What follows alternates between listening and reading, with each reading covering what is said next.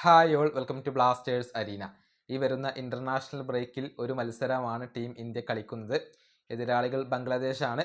Asian cup യോഗ്യതാ മത്സരമാണ് ഇത്. ഈ മത്സരത്തിനുള്ള സ്ക്വാഡ് ഇന്നലെ ഖാലിദ് ജമീൽ പ്രഖ്യാപിച്ചിരുന്നു. മോഹൻ ബഗാൻ താരങ്ങൾക്ക് ഇടം നേടാൻ കഴിഞ്ഞിട്ടില്ല. ഏതായാലും ഇതുമായി ബന്ധപ്പെട്ട ഒരു റിപ്പോർട്ട് ടെലിഗ്രാഫ് ഇന്ത്യ ഇപ്പോൾ പുറത്തുവിട്ടിട്ടുണ്ട്. ഇന്ത്യൻ ഫുട്ബോൾ ആരാധകർക്ക് സന്തോഷം നൽകുന്ന ഒരു കാര്യമാണ് അതിൽ ഉള്ളത്. അത് വിശദമായിക്കൊണ്ട് നമുക്കൊന്ന് പരിശോധിക്കാം. അതായത് ഈ മത്സരത്തിന് വേണ്ടി ഇന്ത്യൻ വംശജരായ 2 വിദേശ താരങ്ങളെ ഇന്ത്യ ടീമിലേക്ക് കൊണ്ടുവരികയാണ്. ടെലിഗ്രാഫാണ് ഇത് റിപ്പോർട്ട് ചെയ്തിട്ടുള്ളത്. ഒരാൾ മറ്റാരുമല്ല, ബംഗളൂരു FC വേണ്ടി കളിക്കുന്ന റയാൻ വില്യംസ് ആണ്. ഇദ്ദേഹം ഓസ്ട്രേലിയൻ താരമാണ്. പക്ഷെ ഇദ്ദേഹം ഒരു ഇന്ത്യൻ വംശജൻ കൂടിയാണ്. ഇദ്ദേഹത്തിന്റെ അമ്മയുടെ കുടുംബം അവർ ഇന്ത്യയിൽ നിന്നുള്ളവരാണ്. അതുവഴി റയാൻ വില്യംസിന് ഇപ്പോൾ ഇന്ത്യൻ പാസ്പോർട്ട് ലഭിച്ചിട്ടുണ്ട്. അതുകൊണ്ട് തന്നെ ഇന്ത്യൻ ദേശീയ ടീമിന് വേണ്ടി കളിക്കാൻ അദ്ദേഹത്തിന് കഴിയും.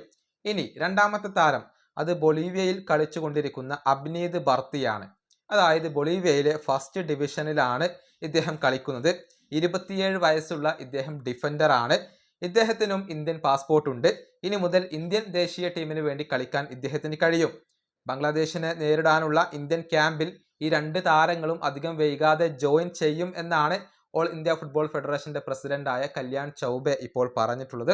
ഇന്ത്യൻ വംശജരായ താരങ്ങളെ പരിഗണിക്കണം എന്നുള്ളത് ഇന്ത്യൻ ഫുട്ബോൾ ആരാധകർ ഒരുപാട് കാലമായി ഉയർത്തുന്ന ഒരു കാര്യമാണ്, ആവശ്യപ്പെടുന്ന ഒരു കാര്യമാണ്. അത് തന്നെയാണ് ഫെഡറേഷൻ ഇപ്പോൾ പരിഗണിച്ചിട്ടുള്ളത്.